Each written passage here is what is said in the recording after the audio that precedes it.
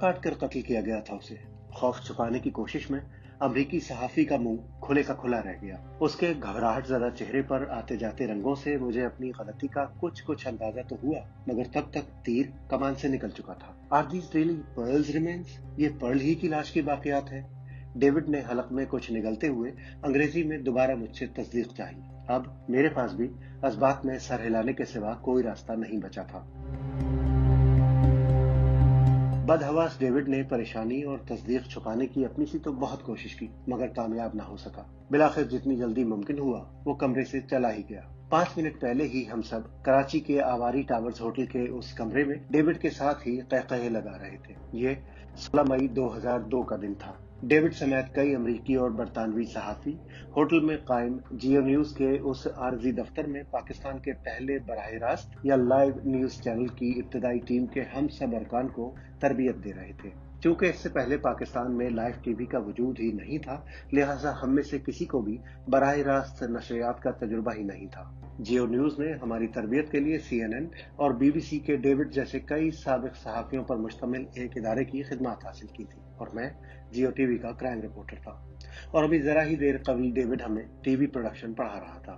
اچانک میرے pager mobile phone عام ہونے سے قبل سیلولر کمیونیکیشن یا بے تار پیغام رسانی کا ایک آلہ یا ڈیوائس سمجھ لیجیے، اس پر پولیس کے ایک ذریعے نے مجھے اطلاع دی تھی کہ پاکستان میں اغوا ہو جانے والے امریکی صحافی ڈینیل پرل کی باقیات ایک کمپاؤنڈ سے مل گئی ہیں۔ اطلاع اتنی سنسنی خیز تھی کہ میں نے یہ پرواہ بھی نہیں کی کہ ڈیوڈ اس وقت کتنے انہماک سے ہمیں پڑھا رہا ہے۔ سبقت یا کریڈٹ حاصل کرنے اور اپنے طور پر خود کو بڑا باخبر صحافی ثابت کرنے کی بھونڈی سی کوشش میں نے پیجر پر آنے والی اطلاع اونچی آواز میں سب کو بتا تو دی، مگر میری اسی حماقت نے ڈیوڈ کو خوفزدہ کر کے رکھ دیا۔ آپ خود سوچئے، اس وقت دنیا کے سب سے خطرناک ترین ممالک میں سے ایک یعنی پاکستان میں موجود ایک امریکی صحافی کو میں یہ بتا رہا تھا کہ اس وقت اسی پاکستان میں ایک اور امریکی صحافی کو اغوا کر کے اس کا سر تن سے جدا کر دیا گیا ہے۔ اس حماقت کے بعد جیو نیوز کے صدر عمران اسلم اور اس وقت کے ڈائریکٹر نیوز اظہر عباس نے میرے ساتھ کیا سلوک کیا اور ڈیوڈ جیسے صحافیوں کا پاکستان جیسے ملک میں کام کرنا کتنا مشکل ہو گیا، یہ تجربہ اور یہ تذکرہ پھر کبھی صحیح۔ ابھی تو کچھ ذکر امریکی صحافی ڈینیل پرل کا، جنہیں آج سے ٹھیک 19 برس قبل یعنی 23 جنوری 2002 کو کراچی سے اغوا کیا گیا اور پھر سر قلم کر دیا گیا۔ امریکی صحافی ڈینیل پرل 10 اکتوبر 1963 کو امریکی ریاست نیو جرسی کے علاقے پرنسٹن میں پیدا ہوئے۔ ان کی والدہ روت پرل عراقی نژاد جبکہ والد جوڈیا پرل پولش نژاد اسرائیلی تھے۔ ڈینیل پرل امریکی ریاست میساچیوسیٹس کی نارتھ ایڈن ٹرانسکرپٹ اور برکشائر ایگل جیسے صحافتی اداروں سے منسلک رہے، پھر سان فرانسسکو بزنس ٹائمز کے ساتھ کام کرتے رہے۔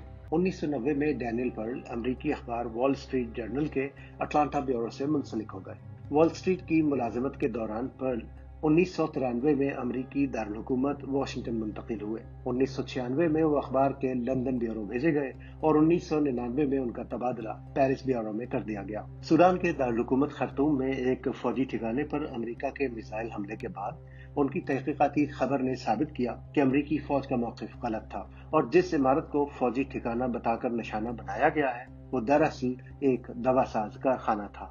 1999 میں پیرس میں قیام کے دوران ہی پرل کی ملاقات آن لائن جریدے گلیمر کی خاتون صحافی ماریان وو نائنوف سے ہوئی اور دونوں نے جلد ہی شادی کر لی۔ بعد ازاں پرل وال اسٹریٹ جرنل کے جنوبی ایشیا کے نئے بیورو چیف مقرر کر دیے گئے اور بھارتی شہر ممبئی آ گئے۔ پرل امریکہ پر 11 ستمبر کے حملوں کے بعد افغانستان کے خلاف امریکی فوجی کارروائی کی کوریج کے لیے پاکستان آئے، لیکن پرل کراچی کیوں گئے تھے؟ پرل امریکہ پر 11 ستمبر کے حملوں کے بعد افغانستان کے خلاف امریکی فوجی کارروائی کی کوریج کے لیے پاکستان آئے تھے اور اس دوران رچرڈ کالون ریڈ نامی برطانوی شہری کی خبر کی تلاش میں تھے جو شو بومر کے نام سے مشہور ہوئے۔ ڈینیل پرل پاکستان میں اپنے قیام کے دوران رچرڈ کی کہانی پر کام کر رہے تھے اور اس سلسلے میں پاکستانی شدت پسند شیخ مبارک علی شاہ گیلانی کا انٹرویو کرنا چاہتے تھے۔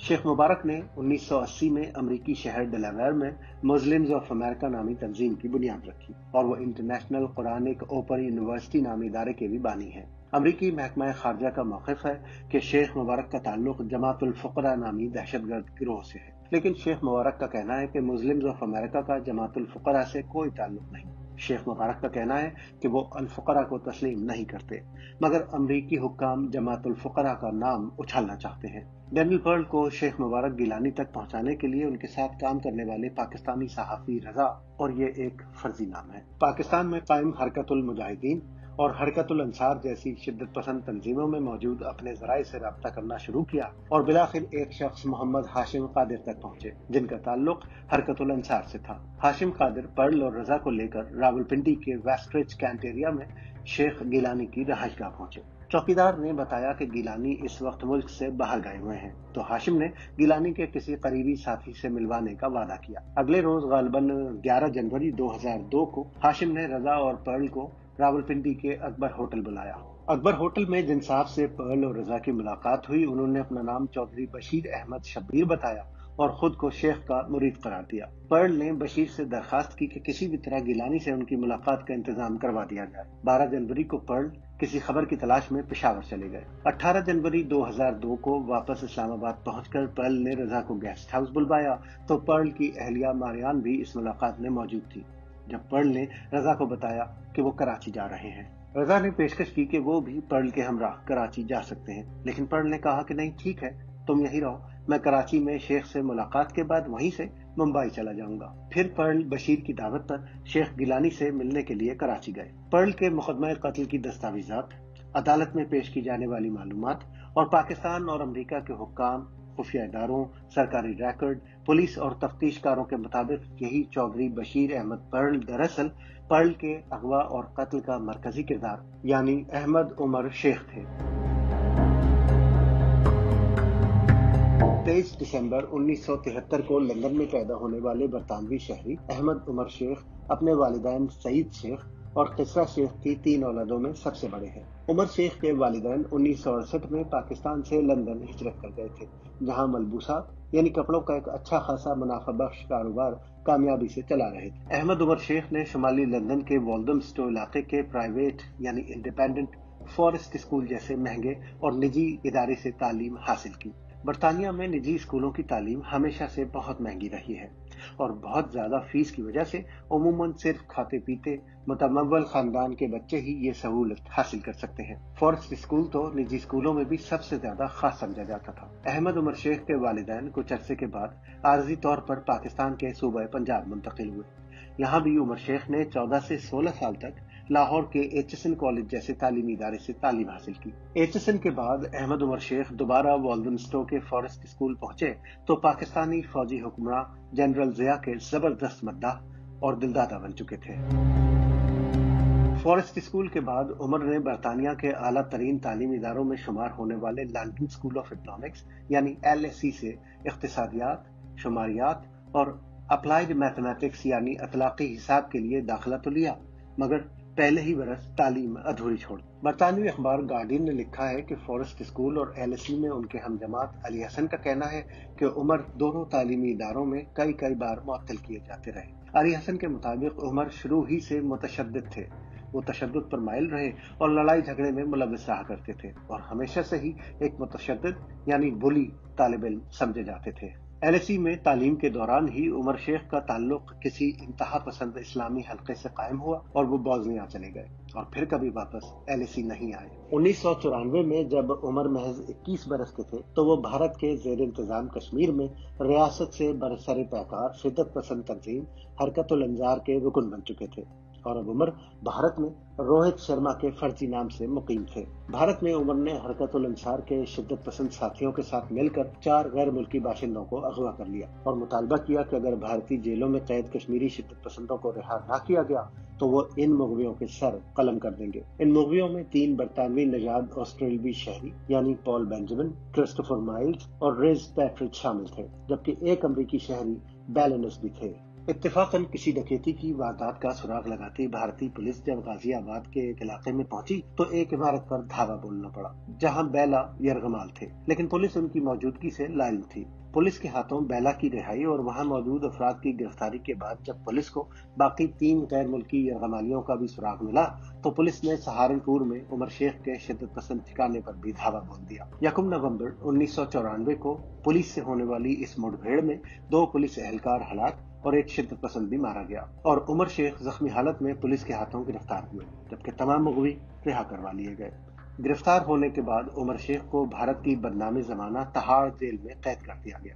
عمر شیخ تہاڑ جیل میں ہی قید تھے کہ 24 دسمبر 1999 کو ان کی زندگی میں ایک نیا موڑ آیا۔ اس روز نیپال کے دارالحکومت کاٹمانڈو کے تریبھون ہوائی اڈے سے انڈین ایئر لائن کی پرواز نمبر IC814 نے عملے کے ارکان سمیت 191 مسافروں کو لے کر اڑان تو بھارتی دارالحکومت دہلی جانے کے لیے بھری تھی، لیکن بھارتی فضائی حدود میں داخل ہوتے ہی 5 مسلح افراد نے یہ جہاز اغوا کر لیا۔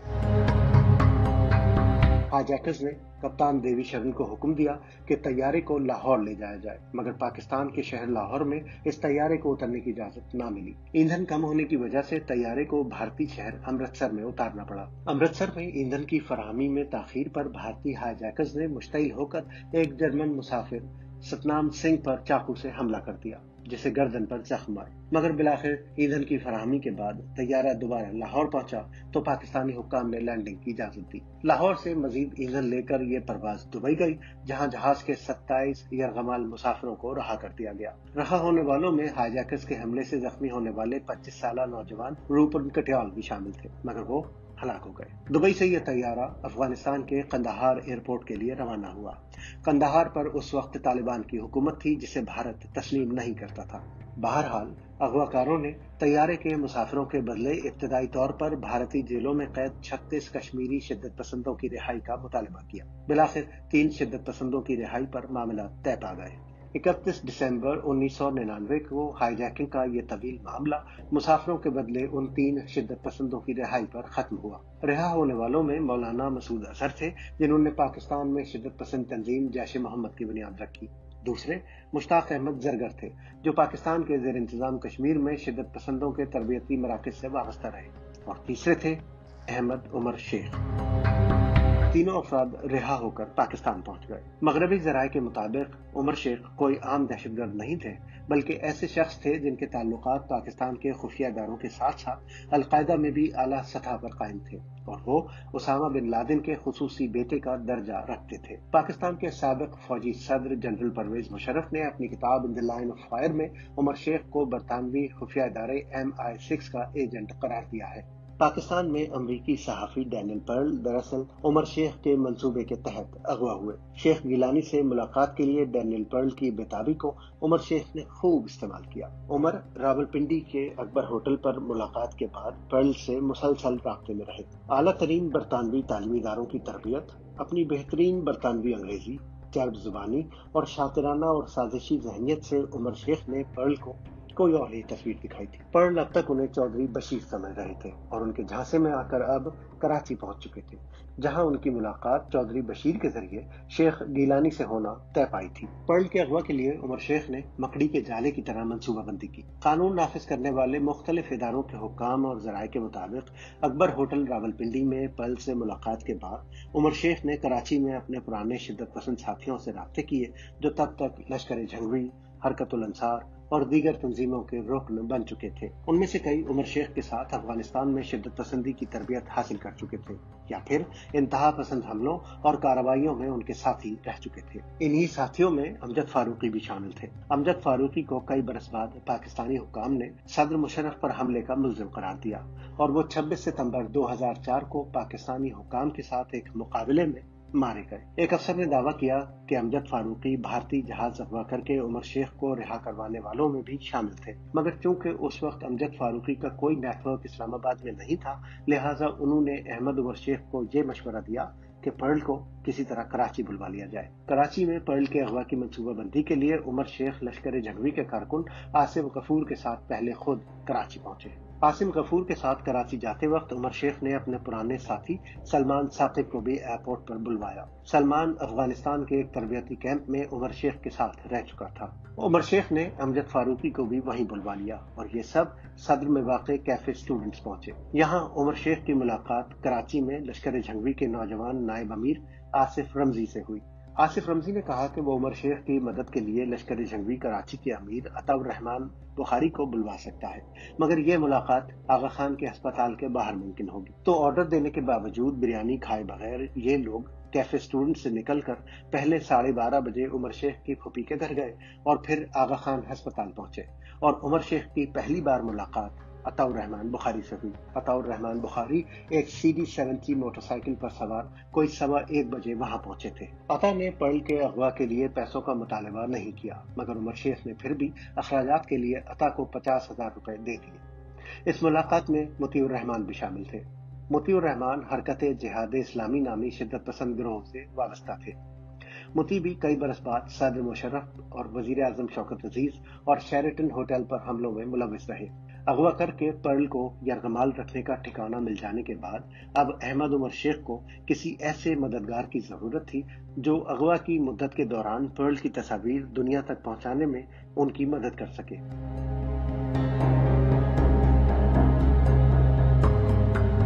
ये मददगार कौन था और इस शख्स ने अमरीकी सहाफी डैनियल पर्ल के अगवा और कत्ल में क्या किरदार अदा किया, ये आप जान पाएंगे इस ऑडियो स्टोरी की दूसरी किस्त में जो जल्द शाया की जाएगी। सहाफी जाफर रिजवी ये ऑडियो स्टोरी पेश कर रहे थे। उनका तहरीर करदा आर्टिकल पढ़ने के लिए आप विजिट कर सकते हैं bbcurdu.com।